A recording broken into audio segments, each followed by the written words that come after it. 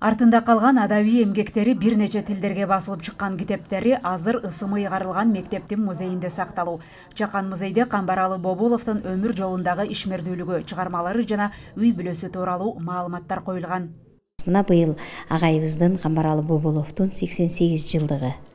Ар бир иш-чарада биз класстык сааттарды, ошондой эле ар бир муундагы жаш өзгөчөлүгүнө жараша агайдын чыгармаларынан, ырларынан жаттатып, анын публицист катары, адам коомдук ишмер катары, депутат катары, сынчы катары басып өткөн жолун ар бир окуучуларга билдирүүгө, үйрөтүүгө аракет кылабыз. Иш-чаранын максаты дагы ошол максатта.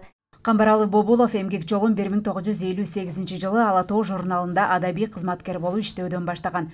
Кийинчерээк Улуттук илимдер академиясында, Жазуучулар союзунда иштеп, жогорку кеңештин депутаты болгон. Жыл сайын мектеп окуучулары коомдук ишмерди эскерип турушат. Анын чыгармалары орус тилинде дагы жарык көргөн. Жылына окууда мыкты ийгиликке жеткен окуучуларга атайын стипендиялар уюштурулуп, Бобуловдун туугандары сынактарда жеңишке жеткен мугалимдерге да колдоо көрсөтүп турат.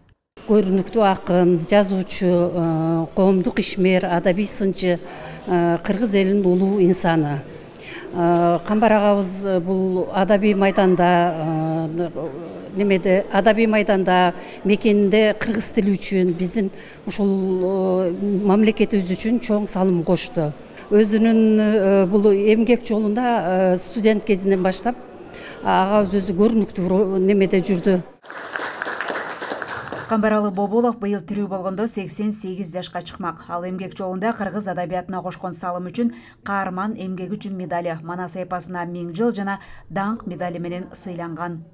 Элиза Нурматова, Руслан Сабатаров, Ала Тоо 24.